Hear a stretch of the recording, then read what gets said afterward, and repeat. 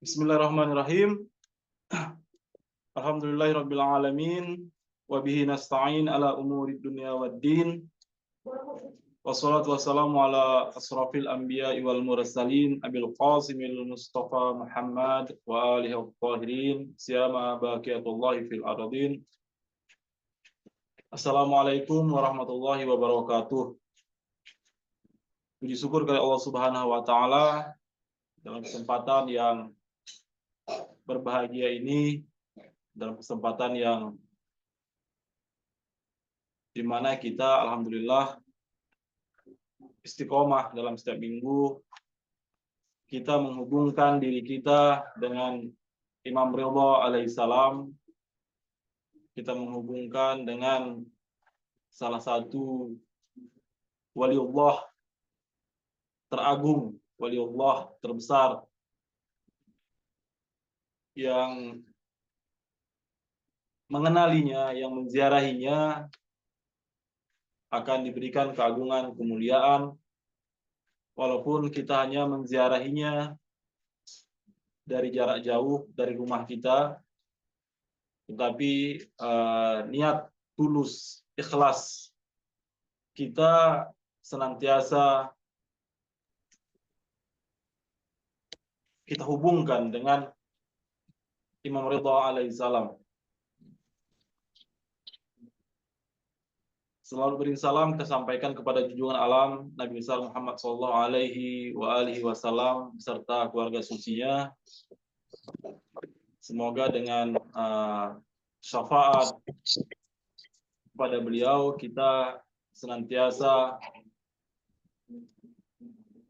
kalaulah kita dibilang syafaat, maka benar itulah yang kita harapkan, tetapi selawat, senantiasa berselawat kepada beliau adalah salah satu cara dari berbagai banyak cara untuk supaya kita senantiasa terus berhubung kepada mereka, sehingga dengan terhubungnya kita dengan mereka, maka insya Allah hidayah mereka, perhatian mereka itu akan senantiasa kepada kita, sehingga kita tercerahkan, kita bisa mendapatkan peluang, kita bisa mendapatkan hati penerimaan terhadap ajaran Ahlul Bait, terkhusus akan lebih mudah bagi seorang yang senantiasa mendekatkan diri kepada mereka.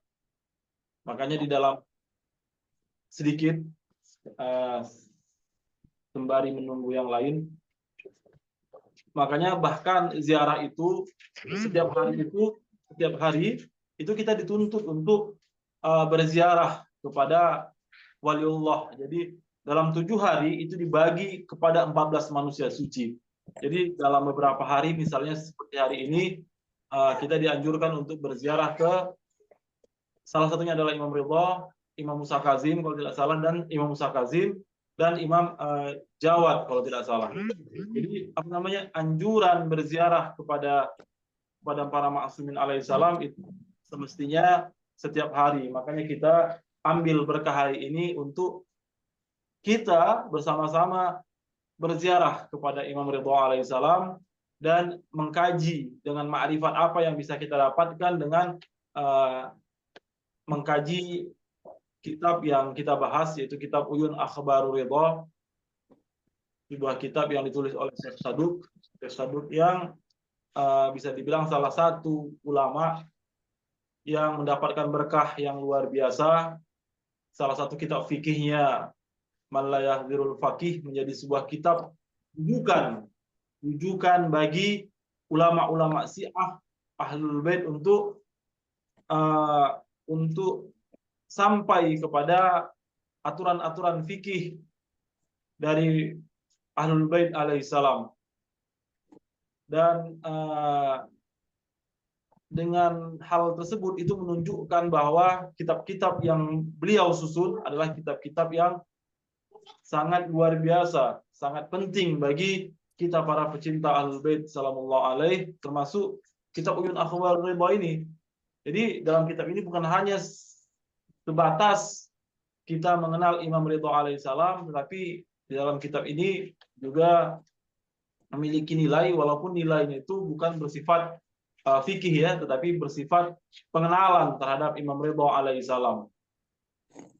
Dan marifat kepada Imam Ridha alaihissalam bukanlah makrifat yang kecil, tetapi adalah sebuah makrifat yang agung jika kita bisa benar-benar memahami apa yang ingin disampaikan oleh Syekh Saduq kepada para pecinta-pecinta Ahlul Bait, khususnya para pecinta Imam Ridha alaihissalam.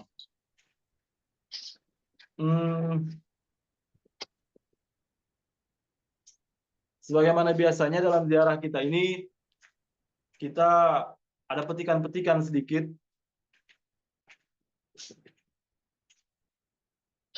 tentang ziarah kita. Sudah kita bahas kemarin sampai kepada Sayyidah Fatimah Zahra sallallahu alaihi, Sayyidah Fatimah sallallahu alaihi, dalam selawat yang kita sampaikan kepada Sayyidah Fatimah sallallahu alaihi ini kemarin sudah kita bahas sampai al-mutahharah, at-tahirah, mutahharah, suci dan mensucikan.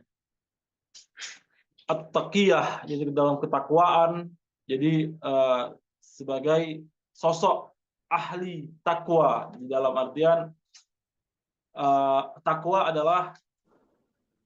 adalah sebuah makom, sebuah posisi di mana seorang muslim harus capai. Setelah kita memiliki keimanan, tetapi kita ditunjukkan dengan iman itu apa? Dengan iman itu, apakah kita benar-benar apakah iman kita ini memberikan sampai tidak hanya sebatas pada tahap pikiran, kepercayaan, tetapi pada saat sampai kepada tahap pada tahap amal, begitu. Tahap amal, jadi berarti dengan bahasa kita ucapkan, dengan seluruh tubuh kita amalkan apa yang dilarang, apa yang dilarang. Kita jauhi dengan apa yang diperintah, kita laksanakan. Di dalam salawat ini kita katakan Sayyidah Fatimah Zahra alaihissalam adalah taqiyah, berarti dengan kata lain kita sudah menyaksikan bahwa Sayyidatul Zahra sallallahu alaihi adalah sosok pribadi takwa itu sendiri. Jadi bukan lagi bukan lagi sebatas apakah Sayyidatul Zahra sallallahu alaihi itu mencapai makam takwa atau tidak, tetapi kita sudah sampai kepada kesimpulan dia sebagai taqiyah. Dan naqiyah adalah suci. Suci dalam artian naqiyah dalam artian suci, menjaga dirinya dari dosa-dosa yang bersifat syahwat. Yang bersifat syahwat dia terjaga. Dia orang-orang yang menjaga dirinya. Bahkan kita tahu bahwa Sayyidatul Zahra sallallahu alaihi pernah ketemu dengan salah satu tamunya buta,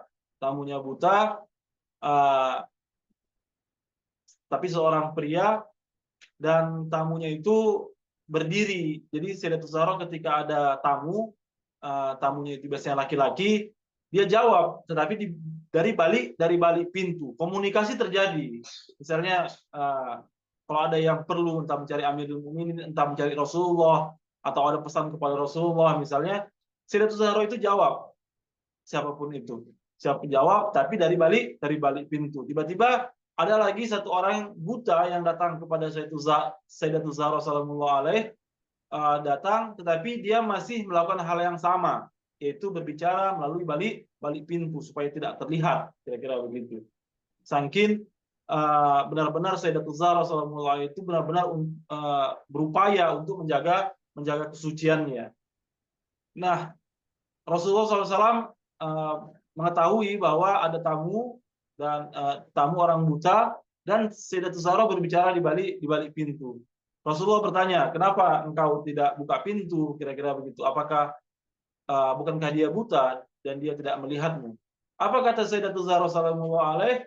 Benar, dia buta, dia tidak melihat saya. Akan tetapi orang buta itu penciumannya itu sangat sangat sangat dalam, sangat kuat, sehingga kalau saya sebagai seorang wanita tidak terlihat olehnya, tapi saya akan tercium baginya sebagai seorang wanita. Begitulah Sayyidatul Zahra sallallahu alaihi berupaya untuk menjaga kesuciannya, dan di dalam selawat ini kita panggillah Sayyidatul Zahra sallallahu alaihi sebagai nakiyah, orang-orang yang suci. Kita akan lanjutkan insyaallah dalam kesempatan berikutnya, dan kita akan mulai ziarah kita.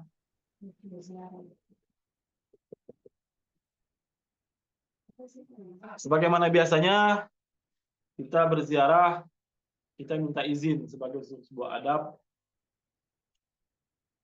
dan dengan minta izin ini insya Allah imam yang melihat kita. Rumah kita bisa menjadi bagian dari haram Imam Ridho itu sendiri insya Allah. Itulah yang kita harapkan, terhubung. Jadi sepertinya ketika kita mudah-mudahan kita baca ini, kalau Allah secara zahir kita bilang orang yang berziarah itu dia yang datang, kan seperti itu. Tetapi realitasnya kita tidak pergi ke arah Imam Ridho sallallahu alaihi. Tapi kalau tidak terhubung dengan Imam Ridho alaihi salam, apa artinya? Artinya bahwa kita tidak pergi berziarah. Artinya kita panggil Imam Ridho sallallahu alaihi, Imam Ridho sallallahu alaihi yang datang ke rumah kita.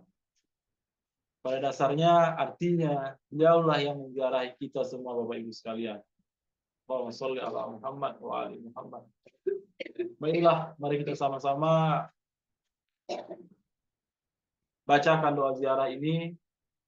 Kita terhubung dengan Imam Ridho sallallahu alaihi, kita terhubung dengan imam, kita sampaikan salam kita berziarah kepada beliau.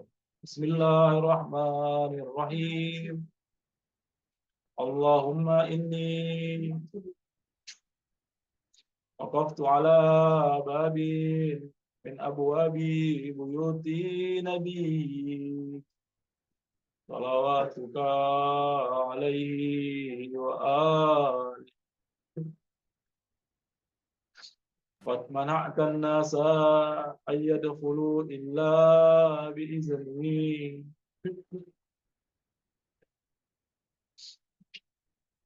Faqulta ya ayyuhallazina amanu la tadkhulu buyutan nabi illa yu'zana lakum. Sesungguhnya bertemu dengan para nabi, manusia-manusia suci seperti Imam Ridho alaihissalam, kita terhalang untuk bertemu dengan mereka. Tetapi kalau kita terhubung, diizinkan, diizini, karena izinnya kita bisa bertemu. Hari ini kita jauh, ya Allah. Kalau kita diizinkan, salam kita sampai kepada beliau, maka beliaulah yang datang kepada kita saat ini. Qulta ya ayyuhalladzina amanu la tadkhulu buyutan nabi illa ayyuzana lakum.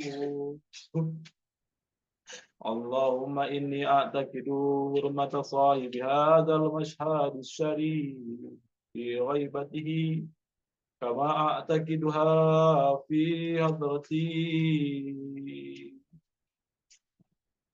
Wa'alamu anna rasulaka wa khulafa'aka alaihimus salam ahya indaka yurzaqun yarawna maqami wa yasma'una kalami wa yarduna salami وأنك هجبت عن سمعي كلامه وفتحت باب فحمي بلذيذ مناجاته وإني أستعزنك يا ربي أولا وأستأذن رسولك صلى الله عليه وآله ثانيا وأستأذن خليفتك الإمام المفروض علي طاعته علي بن موسى الرضا عليه السلام والملائكة الموكلين بهذه البقعة المباركة الثالثة أدخل يا رسول الله أدخل يا حجة الله أدخل يا ملائكة الله المقربين المقيمين في هذا المشهد فأذن لي يا مولاي في الدخول أفضل ما أذنت لأحد من أوليائي فإن لم أكن أهلا لذلك وأنت أهل لذلك. Itu tadi doa izin masuk kita Bapak Ibu sekalian. Kita akan bacakan doa ziarah kita. Insyaallah kita semua adalah orang-orang yang terhubung dengan Imam Ridho alaihissalam. Kita terhubung dengan Mashhad. Kita terhubung dengan Allah Subhanahu wa taala, para malaikat mukarrab, para nabiul mursalin. Ya Allah, bismillahirrahmanirrahim.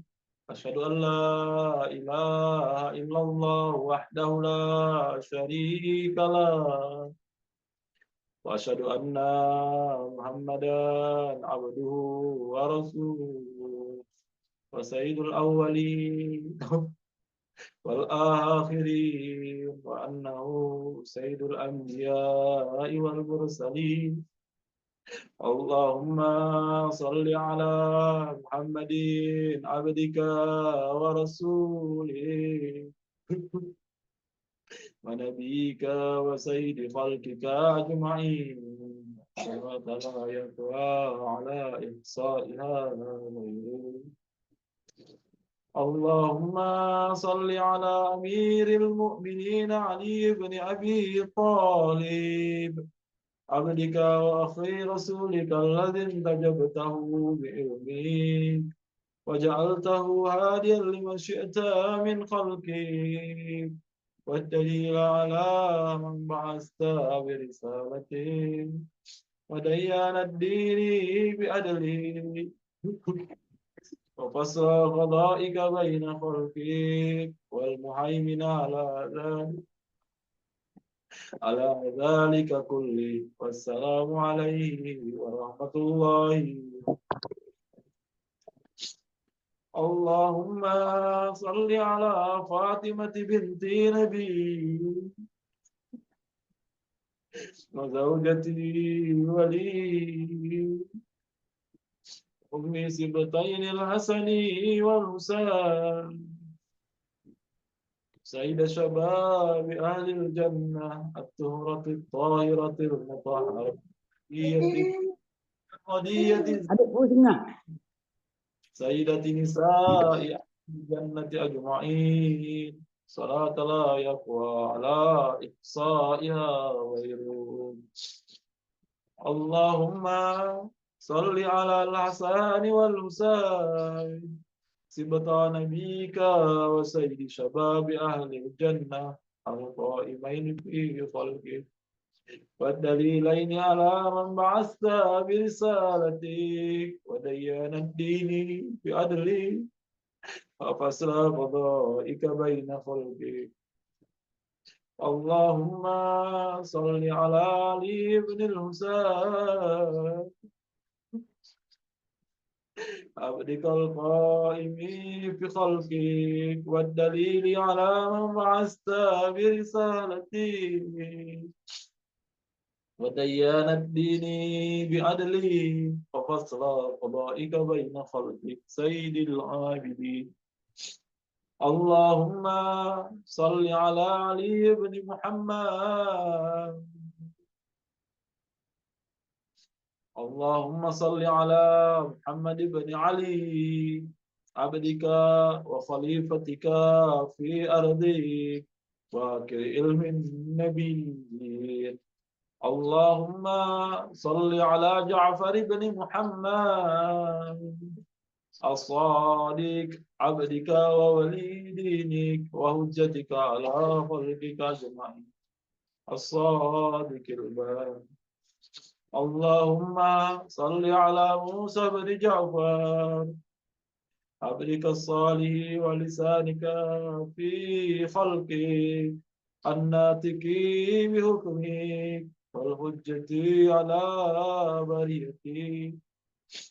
اللهم صل على علي بن موسى الرضا المرتضى. اللهم صل على علي بن موسى الرضا المرتضى. اللهم صل على علي بن موسى الرضا المرتضى عبدك وولي دينك القائم بعدلك والداعي إلى دينك ودين آبائه الصادقين صلاة لا يقوى على إحصائها غيره. اللهم صل على محمد بن علي عبدك ووليك القائم بأمرك والداعي إلى سبيلك. اللهم صل على علي بن محمد عبدك وولي دينك. اللهم صل على الحسن بن علي العاملي بأمره القائم في خلقك وهجتك المعدي النبي وشهدك على خلقك المخصوص بكرامتك الداعي إلى طاعتك وطاعة رسولك صلواتك عليهم أجمعين. اللهم صل على حجتك وولي القائم في خلقك صلاة تامة نامية باقية تعجل بها فرجا وتنصره بها وتجعلنا معه في الدنيا والآخرة. اللهم السلام عليك يا وارث آدم صفوة الله. السلام عليك يا وارث نوح النبي الله. السلام عليك يا وارث إبراهيم خليل الله. السلام عليك يا وارث إسماعيل نبي الله. السلام عليك يا وارث موسى كليم الله. السلام عليك يا وارث عيسى روح الله. السلام عليك يا وارث محمد رسول الله. السلام عليك يا وارث أمير المؤمنين علي بن أبي علي أمير المؤمنين علي ولي الله وصي رسول رب العالمين. السلام عليك يا وارث فاطمة الزهراء. السلام عليك يا وارث الحسن والحسين سيد شباب أهل الجنة. السلام عليك يا وارث علي بن الحسين زين العابدين. السلام عليك يا وارث محمد بن علي باكر علم الأولين والآخرين. السلام عليك يا وارث جعفر بن محمد الصادق البار. السلام عليك يا وارث موسى بن جعفر. السلام عليك أيها الصديق الشهيد. السلام عليك أيها الوصي البر التقي. أشهد أنك قد أقمت الصلاة وأتيت الزكاة وأمرت بالمعروف ونهيت عن المنكر.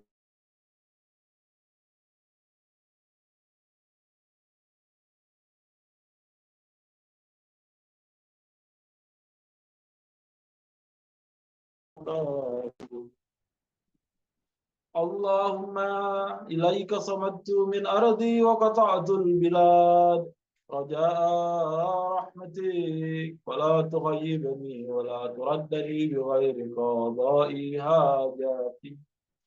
وارحم تقلبي على قبر بني أخي رسولك صلواتك عليه وآله. بأبي أنت وأمي يا مولاي، أتيتك زائرا وافدا عائدا مما جنيت على نفسي واحتطبت على ظهري. فكل شافعا إلى الله يوم فقري وفاقتي، فلك عند الله مقام محمود أنت عنده وكيل. اللهم إني أتقرب إليك بحبهم وبولاياتهم، أتولى آخرهم بما توليت به أولهم، وأبرأ من كل وليجة دونهم. اللهم لعن الذين بدلوا نعمتك واتهموا نبيك وجهلوا بآياتك وسخروا بإمامك وعملوا الناس على أكتاف آل محمد. اللهم إني أتقرب إليك باللعنة عليهم والبراءة منهم في الدنيا والآخرة يا رحمن. صلى الله عليك يا أبا الحسن، صلى الله على روحك وبدنك، صبرت وأنت الصادق المصدق، فتولاه من قتلك بالأيدي والأرسول. اللهم صل على محمد وآل محمد. Itu tadi ziarah kita Bapak Ibu sekalian, ziarah yang dianjurkan, yang diajarkan kepada kita. Dan Bapak Ibu sekalian, setelah membaca ziarah ini, silakan Bapak Ibu sekalian sampaikan salam doa hajat Bapak Ibu sekalian dengan bahasa kita semua. Ya Allah, sallallahu alaihi wasallam. Ya Allah. Kita doakan buat kita, penghuni rumah kita, buat orang tua kita yang hidup ataupun telah tiada, buat guru-guru kita, buat para pelajar yang hari ini mereka berjuang untuk memperkaya ma'rifat ilmu mereka dimanapun mereka berada. Doa kita buat para pejuang yang hari ini sedang melawan keangkuhan Zionis dimanapun mereka berada, entah itu di Palestina, Lebanon, Yaman, Irak, dan dimanapun mereka berada, yang mereka menentang Zionis. Dan kita pula doa buat Gubernur Saiful Ulama, buat kita memberikan Allahumma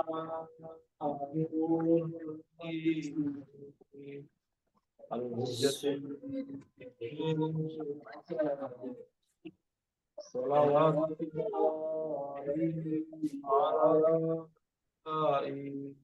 في هذه الساعة وفي كل ساعة وليا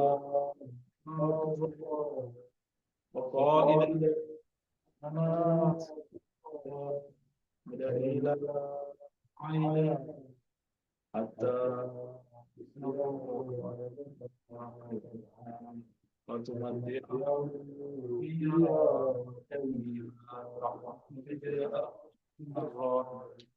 dan tertutup selawat Nyambung. Enggak.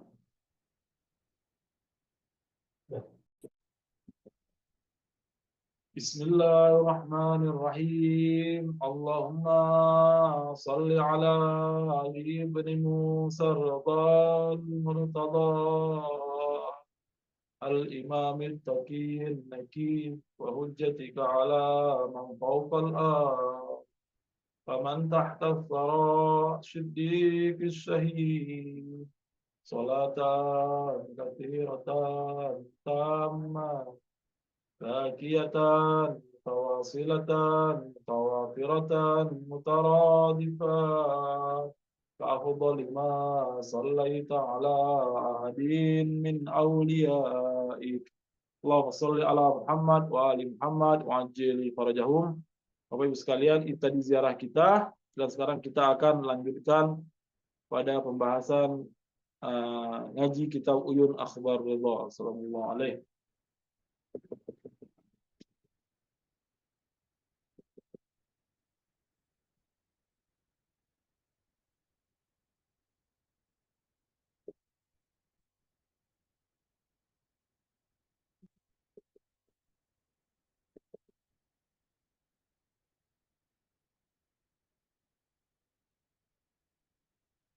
Ini adalah kitab, ini adalah kita sekarang masuk pada pembahasan kitab Uyun Akhbarul Ridha.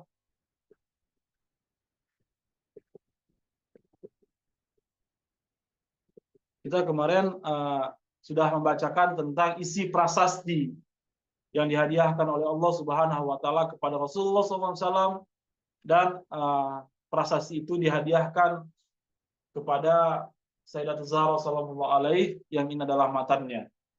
Hal ini cukup unik. Mungkin ada di antara kita yang bertanya, bisakah Al-Qur'an itu diturunkan kepada Rasulullah SAW dalam berbentuk buku seperti mungkin seperti mungkin prasasti ini? Jawabannya mungkin saja. Kenapa tidak? Akan tetapi kalau kita ditanya mana lebih keren, kira-kira gitu ya, mana lebih keren yang sifatnya prasasti yang telah prasasti atau bilanglah buku, misalnya buku yang diturunkan dari surga dari Allah Subhanahu wa taala yang bernama Al-Qur'an misalnya, dan itu diberikan kepada Rasulullah, maka kita akan menjawab bahwa yang lebih keren hakikatnya adalah Al-Qur'an yang diturunkan di dalam jiwa Rasulullah SAW. Kenapa? Karena di situ melekat dengan Rasulullah SAW. Bukan tidak mungkin Quran itu juga diberikan, dan mungkin itu lebih mudah bagi Rasul untuk menerima ya, untuk menerima Al-Qur'an itu. Tapi Al-Qur'an itu tidak berada di dalam hati. Dan karena jadi ketika ditanya mana lebih keren, ya kita akan jawab karena Rasulullah SAW menerima Al-Qur'an itu dengan hati, bukan menerima dengan buku. Karena apa yang diterima dengan buku itu siapa saja bisa, tidak mesti oleh Rasulullah SAW. Kita juga bisa, misalnya seandainya Allah Subhanahu wa taala tiba-tiba hadirkan sebuah buku yang di dalamnya seluruh teks-teks Al-Qur'an itu ada. Kita bisa terima, tapi apakah seandainya Allah Subhanahu wa taala ingin menurunkan wahyu ke dalam hati kita bisa, itu akan menjadi persoalan yang berbeda. Apakah hati kita siap menerima Al-Qur'an sebagaimana Al-Qur'an yang diwahyukan kepada Rasulullah SAW? Dan itu tidak sembarang orang untuk bisa untuk bisa menerima hal tersebut. Tapi kalau buku sebagaimana buku Al-Qur'an di rumah kita ada banyak, kita bisa, bahkan satu gudang Al-Qur'an pun kita bisa terima, siapapun bahkan bisa. Tidak perlu kita, tidak perlu nabi, siapapun bisa. Tetapi berbeda dengan Al-Qur'an yang turun diwahyukan oleh Rasulullah SAW, yang diwahyukan kepada Rasulullah SAW. Maka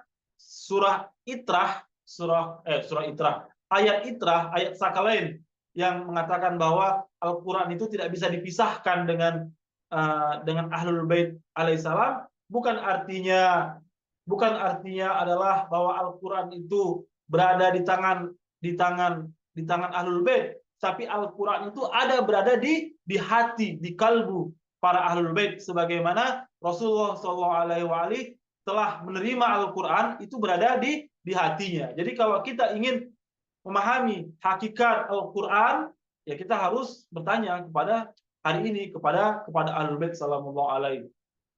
Dan kalau kita hari ini mengatakan bahwa Al-Quran itu ada, berarti Ahlul Bait pun masih ada.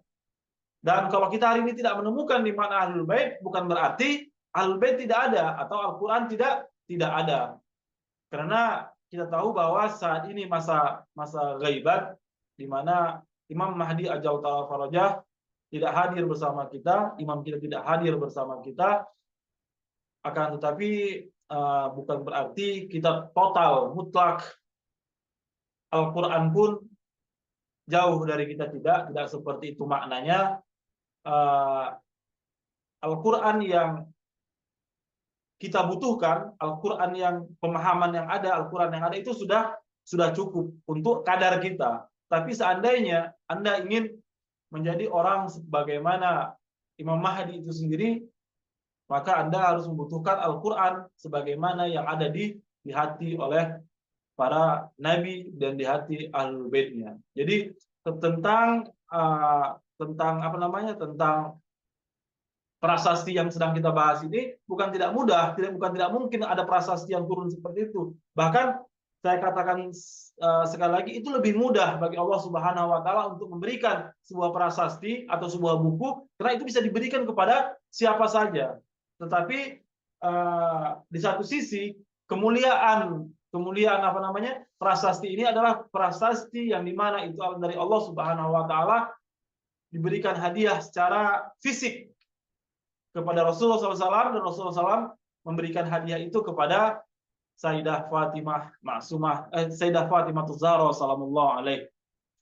Dan lanjutan pembahasan itu pada bagian ini yaitu awalahum Aliyu Sayyidul Abidin wa Zainul Auliya'il Madin. Yang pertama sudah dijelaskan kemarin, ada Rasulullah SAW, ada Amirul Mukminin Ali bin Abi Thalib, Imam Hasan, Imam Husain, dan anak dari awaluhum dari putranya Imam Husain alaihissalam adalah siapa? Sayyidul Abidin. Jadi siapa? Yaitu Imam Ali yang mendapat laqab sebagai Sayyidul Abidin. Jadi penghulunya para ahli ibadah tidak lain dan tidak bukan adalah Imam Zainal Abidin. Apakah mungkin akan bertanya, apakah imam-imam lain bukan ahli ibadah? Bukan mereka tidak ahli ibadah, mereka juga ahli ibadah. Ketika mereka beribadah, maka mereka menunjukkan bagaimana hakikat seorang hamba menghambakan Allah Subhanahu wa Ta'ala. Imam Sajjad alaihissalam dikatakan Sayyidul Abidin karena ia pada zamannya dituntut untuk menunjukkan bahwa dialah benar-benar ibadah. Dia siang malam beribadah, siang berpuasa, malam tahajud, ihya untuk menghidupkan di malam hari. Kenapa? Karena memang hal-hal lain itu tidak bisa dilakukan oleh Imam Sajjad sallallahu alaihi.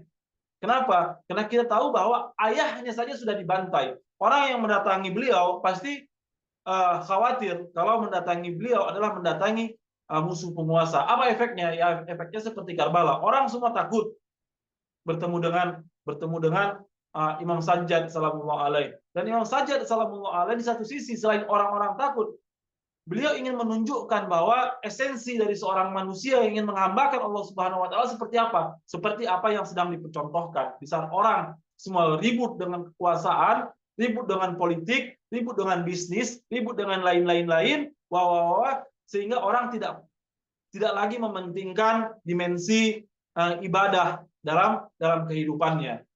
Nah, masyarakat kita pun hari ini juga seperti itu. Seandainya kita ini hidup dengan hanya mementingkan status, hanya mementingkan ekonomi, hanya mementingkan jabatan dan lain-lain, maka apa efeknya dalam hidup Anda? Anda pasti akan melihat bahwa Anda akan kehilangan rasa indahnya yang namanya ibadah. Akan menganggap ibadah itu tidak penting lagi. Seandainya orang-orang seperti itu masih bisa melaksanakan kewajibannya saja, itu sholat 5 kali sehari, itu sudah luar biasa. Itu sudah luar biasa, wajibnya saja. Tetapi apa nyatanya? Nyatanya adalah orang-orang yang seperti mereka, bukan hanya mereka tidak melaksanakan sebatas kewajiban pun tidak dilaksanakan, bahkan seluruh larangannya, seluruh larangan seperti kata takwa tadi, orang-orang yang apa yang diperintahkan dilaksanakan dan apa yang dilarang mereka tinggalkan. Tetapi apa yang mereka lakukan? Mereka akan meninggalkan yang dilarang dan melaksanakan meninggalkan apa yang diperintah, yang diwajibkan, dan malah melaksanakan apa yang dilarang. Siapa mereka? Tidakkah mereka Islam? Muslim, Islam, agamanya Islam, tetapi karena hal-hal apa yang terjadi pada zaman Imam Sajjad sallallahu alaihi, bahkan mereka rela membantai cucu Nabi sendiri, apalagi yang diharapkan daripada mereka. Dan Imam Sajjad alaihissalam menunjukkan bahwa esensi penghambaan itu seperti apa yang digambarkan oleh Imam Sajjad sallallahu alaihi. Dan dikatakan wazainul aulia madin. Jadi aulia yang paling indah, yang paling zain itu indah. Indah dan paling keren itu di antara orang-orang yang lalu adalah siapa? Adalah Imam Sajjad sallallahu alaihi. Jadi selama akhir hayat Imam Sajjad alaihissalam menunjukkan kalau ia adalah seorang yang benar-benar menghambakan diri kepada Allah Subhanahu wa taala. Wabnuhu syabihu jaddi, dan putranya kata dalam prasasti sebut syabih, mirip seperti kakeknya, Muhammadul Baqir, yang mendapat lakop Mahmud, namanya Muhammad Baqir. Saya tidak tahu apakah maksud syabih di sini, mirip di sini, apakah hanya sebatas mirip, sebatas fisik. Karena kita tahu bahwa kalau mirip fisik itu lebih, yang paling terkenal itu adalah Syahid Ali Akbar. Beliau adalah sebagaimana kita lihat bahwa orang yang paling mirip dengan Rasulullah SAW dari sisi fisik itu adalah Ali Akbar. Dia katanya paling mirip badannya, wajahnya, gayanya, kira-kira seperti itu. Paling mirip. Jadi kalau mereka rindu dengan Rasulullah SAW, maka mereka cukup melihat Ali Akbar, maka mereka melihat Rasulullah SAW. Itu kalau dari fisik. Tapi apakah Imam Baqir juga secara fisik mirip dengan Rasulullah? Saya tidak tahu apakah masuk di sini fisik. Tetapi dari sisi nama, maka kita tahu bahwa setelah setelah Amirul Mukminin Ali bin Abi Thalib, Imam Hasan, Imam Husain, Imam Sajjad, itu namanya tidak ada yang mirip dengan Rasulullah SAW. Nama yang mirip adalah Imam Baqir, Muhammad Baqir. Li ilmi, untuk ilmuku, kata Allah Subhanahu wa taala. Dari sisi ilmu juga Imam Baqir alaihissalam adalah sebagai khazanah ilmu Allah Subhanahu wa taala, wal ma'dani li hukmi, dan sebagai khazanah dari hukum-hukum Allah Subhanahu wa taala. Jadi persoalan ilmu dan hukum itu hadir di dalam diri dari Imam Baqir sallallahu alaihi. Sayahlikul murtabun, Allah Subhanahu wa taala menghancurkan orang-orang yang ragu pada Imam Ja'far alaihissalam.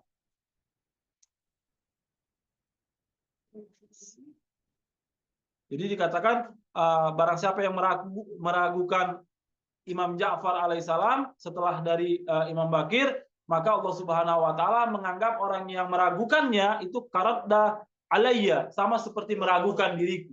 Kata Allah Subhanahu wa taala. Maka hancurlah, binasalah orang-orang yang ragu. Fi Ja'far raddu alaih, barang siapa yang ragu, tidak menerima keimamahannya, kata Allah Subhanahu wa taala, maka karadda alayya, maka sama dengan meragukan diriku, sama dengan tidak menerima keagunganku, kebesaranku, ketuhananku, kira-kira seperti itu. Haqqal qawlu minni, ini adalah perkataan dariku. Haq qawlu minni, benar-benar ini perkataanku, kata Allah Subhanahu wa taala.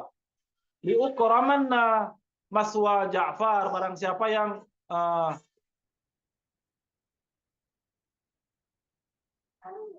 ukromanna, aku akan memuliakan, memberikan kedudukan maswah Ja'far, kepada Ja'far ini, kepada itu Imam Ja'far as-Shadiq, wala surannahu fi asya'ihi wa ansarihi wa auliyaih. Dan yang paling keren di sini, insya Allah kita juga termasuk pada situ, maka Allah Subhanahu wa taala akan membahagiakan la asurannahu, aku akan membahagiakannya fi asyaihim.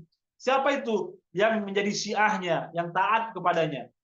Siapa lagi? Ansarihi, penolongnya, wa auliyaih, dan para pecintanya, para teman-temannya. Insyaallah kita semua termasuk dari apa yang ditakdirkan oleh Allah Subhanahu wa taala dalam prasasti ini. Kita juga sebagai para pecinta, sebagai syiah, sebagai penolong Imam Ja'far as-Shadiq as-Salam, kita berhak untuk apa? Untuk kebahagiaan. Yang dari mana? Dari Allah Subhanahu wa taala. Yang pertama-tama dari mereka, yaitu anak-anak dari Imam Husain alaihissalam, Ali Sayyidul Abidin, penghulu Sayyidul Abidin, penghulu para ibadah. Mungkin sebenarnya harus saya terjemahkan. Sebagai penghias para waliku yang telah lalu, putranya seperti kakeknya Al-Mahmud Muhammad Bakir, putranya seperti kakeknya Mahmud Muhammad Bakir, sebagai ilmuku, kata Allah Subhanahu wa taala, dan khazanah hukumku. Akan segera binasa mereka yang meragukan Ja'far sebagaimana meragukanku, kata Allah Subhanahu wa taala. Ini tentang hak dari Imam Ja'far, hak untuk Imam Ja'far alaihissalam, hak untuk bicara, hak untuk berbicara dariku. Saya akan memuliakan kedudukan Ja'far, aku akan membahagiakan para pengikutnya, penolongnya, dan para pecintanya. Lanjutkan dalam prasasti ini, antajabtu ba'dahu Musa. Setelah itu kata Allah Subhanahu wa taala dalam prasasti, setelah itu saya akan angkat pilih Musa, yaitu Musa putra Ja'far. Wantajabat ba'dahu fitnah amya'u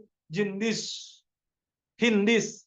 Sebuah fitnah yang gelap gulita akan terjadi.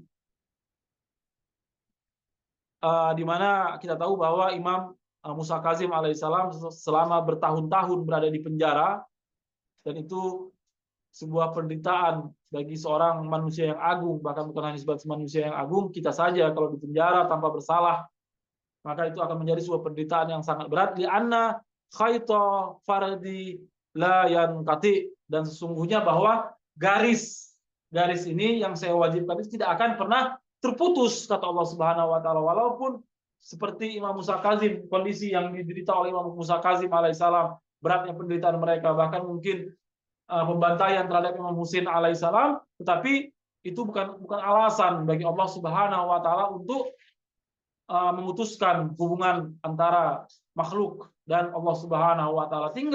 Hanya saja tinggal butuh makhluknya, apakah mereka menginginkan atau tidak. Wa hujjati la takhfa, dan hujjahku, kata Allah Subhanahu wa taala, tidak akan pernah sembunyi.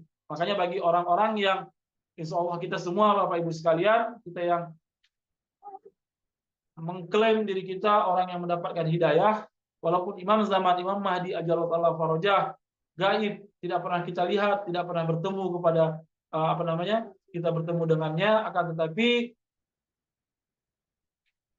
kita, antum sekalian dimanapun berada, dengan spiritualitas antum sekalian, antum telah menyaksikan, telah melihat sendiri bagaimana hujah Allah Subhanahu wa taala itu tidak pernah sembunyi. Saya tidak ingin berbicara tentang pengalaman spiritual masing-masing, karena saya yakin Bapak Ibu sekalian, antum para pecinta Ahlul Bait sallallahu alaihi, dengan kadar kita yang walaupun mungkin kita bukan dilahirkan dari seorang pecinta Ahlul Bait, kita tidak berada di tengah-tengah para pecinta Ahlul Bait, tetapi saya yakin antum-antum sekalian telah melihat dan menyaksikan itu, bahwa hujjah Allah Subhanahu wa taala itu nyata, tidak sembunyi.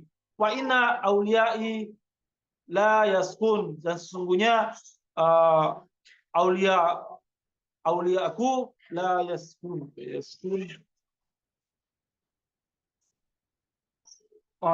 tidak akan menderita. Alam wa man jahada wahidin minhum qad jahada nikmai. Jadi sesungguhnya orang-orang yang walaupun Imam Kazim alaihissalam selama bertahun-tahun, belasan tahun dalam penjara, tetapi sesungguhnya hujah Allah Subhanahu wa taala itu nyata, dan insya Allah buat para pecinta Bapak Ibu sekalian, kita dimanapun berada, insya Allah yaskun, kita tidak akan menderita. Allah waman jahada wajidan, dan barang siapa yang mengingkari wahidan, satu dari mereka, entah itu pun siapa, fakot jahat nikmati, hanya Allah, kata Allah Subhanahu wa taala, berarti mereka ingkar kepada nikmatku. Makanya Allah Subhanahu wa taala dalam surah dalam surah kesempurnaan agama, yaitu surah Ali Imran ayat 3 yang tentang al-yauma akmaltu lakum dinakum wa atmamtu alaikum ni'mati, bahwa sesungguhnya nikmatku itu sudah sempurna. Apa nikmat di situ? Amirul Mukminin Ali bin Abi Thalib yang diangkat oleh Allah Subhanahu, yang diangkat oleh Rasul sallallahu alaihi wasallam berdasarkan perintah dari Allah Subhanahu wa taala yang dilaksanakan di Badar, sehingga turunlah ayat tersebut sebagai ayat kesempurnaan nikmat. Nikmat itu ketika Amirul Mukminin Ali bin Abi Thalib tiada, maka akan ada imam berikutnya sebagai apa? Sebagai kesempurnaan dari nikmat Allah Subhanahu wa taala. Makanya kata Allah Subhanahu wa taala, barang siapa yang mengingkari satu saja nikmat dari mereka, maka itu sama dengan mengingkari nikmat Allah Subhanahu wa taala. Waman ghaira ayatin min kitabi faqad iftara, dan barang siapa waman ghaira ayatin min kitabi faqad iftara alayya, barang siapa yang selain beriman, percaya kepada selain dari ayat-ayat Allah Subhanahu wa taala, berarti iftara, berarti membuat kebohongan. Siapa yang merubah ayat-ayat berarti membuat kebohongan atas Allah Subhanahu wa taala. Jadi barang siapa yang mengatakan bahwa imam hari ini sudah tidak ada, imam sebagaimana diangkat oleh Allah Subhanahu wa taala tidak ada, itu berarti dia telah melakukan sebuah dosa yang sangat besar, yaitu apa? Dosa yang merubah ayat-ayat suci, berarti iftara alayya, berarti sedang berbuat dusta atas namaku. Jadi bagi mereka yang yakin, percaya, dan mengatakan bahwa tidak ada imam-imam seperti mereka, berarti mereka juga sedang melakukan pembohongan atas nama Tuhan Allah Subhanahu wa taala. Wa wailul lil muqtarin, dan celakalah orang-orang yang berbuat seperti itu, yang membuat kedustaan. Al jahidin, orang-orang yang ingkar. Indal qidai muddatuh. Jadi inda qidai, dalam Allah Subhanahu wa taala menetapkan bahwa abadi Musa ini hidup dalam waktu tertentu. Wahabibi wa khiyarati, dia adalah kekasihku, kata Allah Subhanahu wa taala, dia adalah pilihanku, kata Allah Subhanahu wa taala, atas kondisi yang fitnatul amyaul hindis, adalah fitnah yang gelap, fitnah yang berat yang terjadi kepada Imam Musa Kazim alaihissalam. Bayangkan, bukan hanya sebatas tidak diakui, tetapi dipenjara, dan orang-orang pun tak peduli dengan kejadian seperti itu. Sangat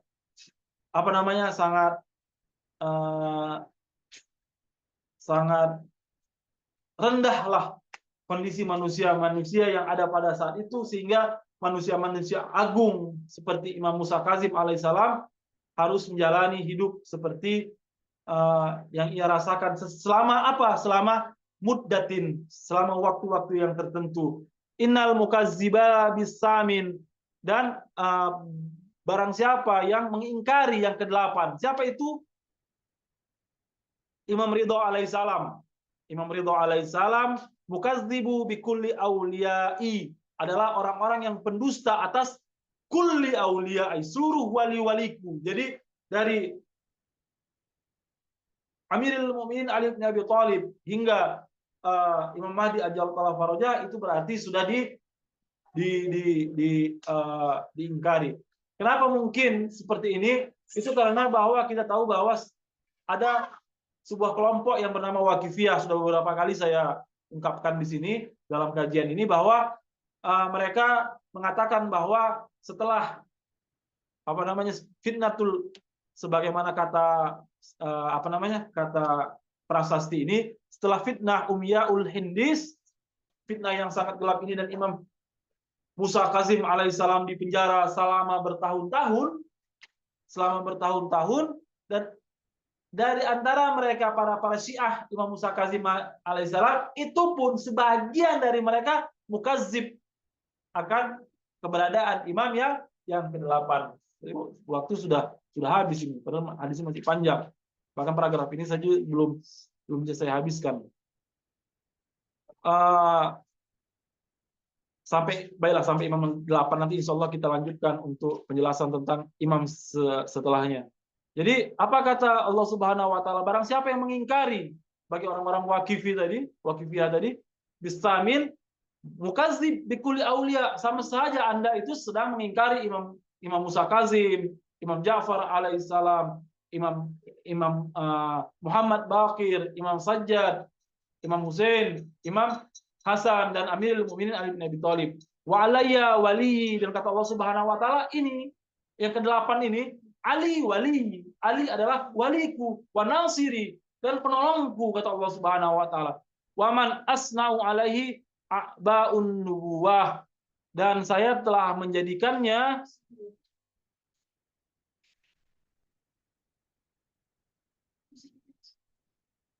beban kenabian, dan saya jadikan ia penguasa. Jadi kata Allah Subhanahu wa taala bahwa tentang tentang imam yang ke-8 ini, waman asnau alaihi a'ba'un nubuwah, dia jadi kepada Imam Ridho ini dia telah dibebankan tugas-tugas kenabian kepadanya. Wa amanhuhu bil istila wa amnahu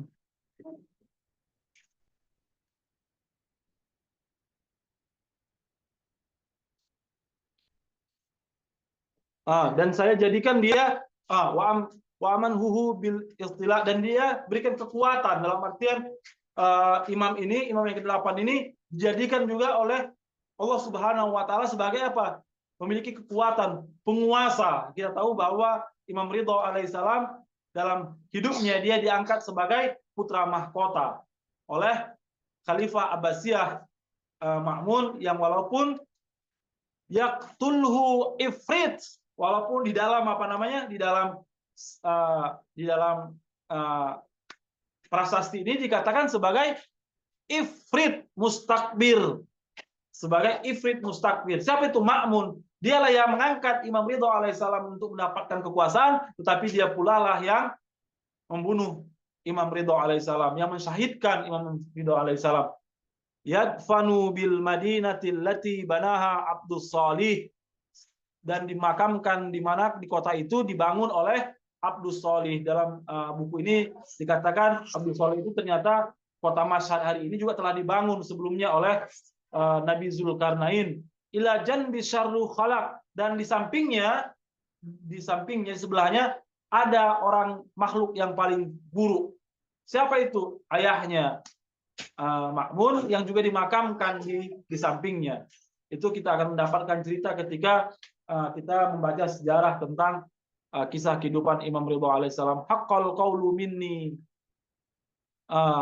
Ini akan kita lanjutkan. Haqqal qawlu minni. Jadi sampai sini, dan Imam Ridho alaihissalam ini telah diramalkan dalam sebuah prasasti yang dihadiahkan oleh Allah Subhanahu wa taala kepada Rasul, dan itu dihadiahkan kepada Sayyidah Fatimah Zahra sallallahu alaihi wasallam, yang artinya saya akan mengangkat Musa setelahnya, akan terjadi fitnah yang sangat gelap, dan Musa berupaya untuk urusan kewajiban-kewajibanku supaya tidak terputus dari hujahku, tidak hilang, tidak putus dari hujahku, tidak hilang, dan para pecintaku tidak menderita, kata Allah Subhanahu wa taala.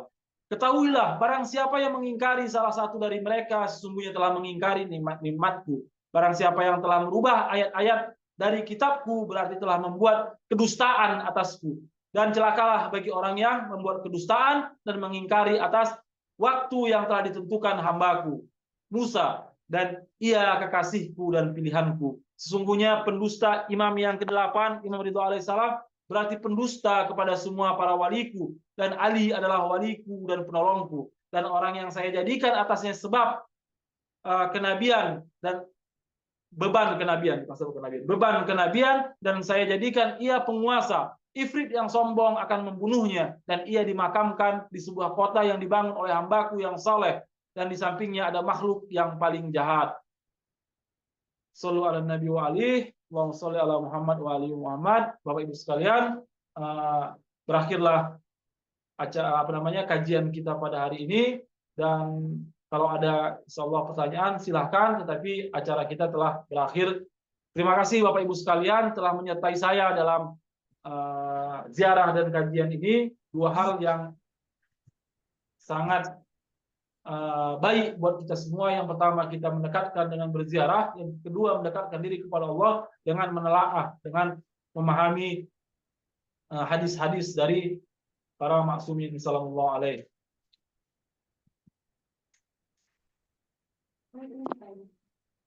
Izin Ustaz.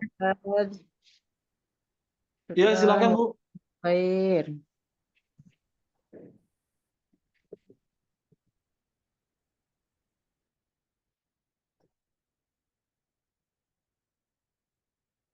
Baiklah, terima kasih.